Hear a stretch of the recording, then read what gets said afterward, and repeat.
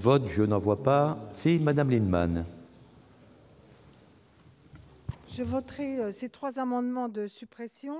Plusieurs des sujets ont déjà été évoqués, mais je dois dire que même si j'ai suivi parfois de loin ce qu'a dit Madame la ministre, mais j'ai écouté ses propos, moi, je reste convaincue que la question du barème obligatoire dans les prud'hommes est un danger absolu parce que ça met en cause les principes du droit.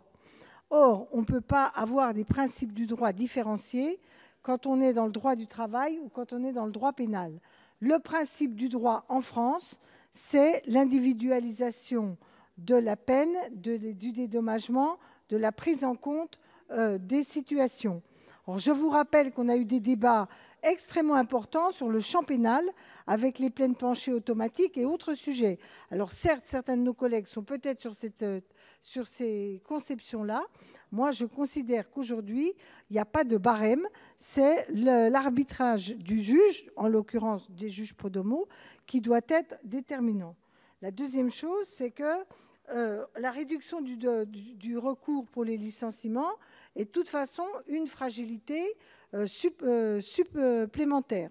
On nous explique que le droit de recours ne doit pas être très long parce que ça va faire peur aux chefs d'entreprise. Je vous rappelle que l'étude INSEE montre que tout ce qui est droit du travail, conditions de licenciement, c'est peanuts par rapport aux grandes questions que se posent les chefs d'entreprise quand il s'agit de recruter, à savoir la capacité d'avoir du travail, en l'occurrence ce qu'ils appellent l'incertitude économique.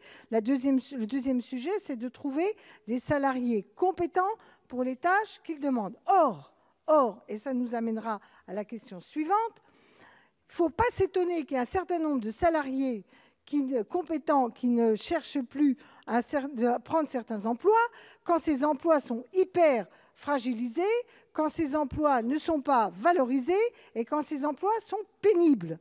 Et quand on regarde de près une partie des emplois non pourvus, c'est des emplois qui sont précaires, pénibles ou mal rémunérés dans des conditions inacceptables. Alors, on peut toujours nous dire que c'est de la faute des salariés qui sont des feignants, mais moi, je me rappelle le débat qu'on a eu ici au moment de l'ANI.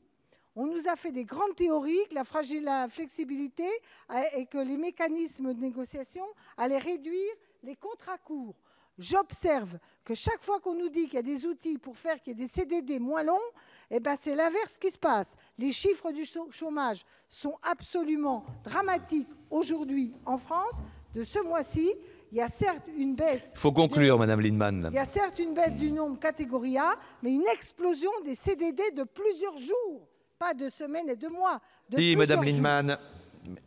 La parole est à Monsieur Cadic pour explication de vote. Merci, Monsieur le Président.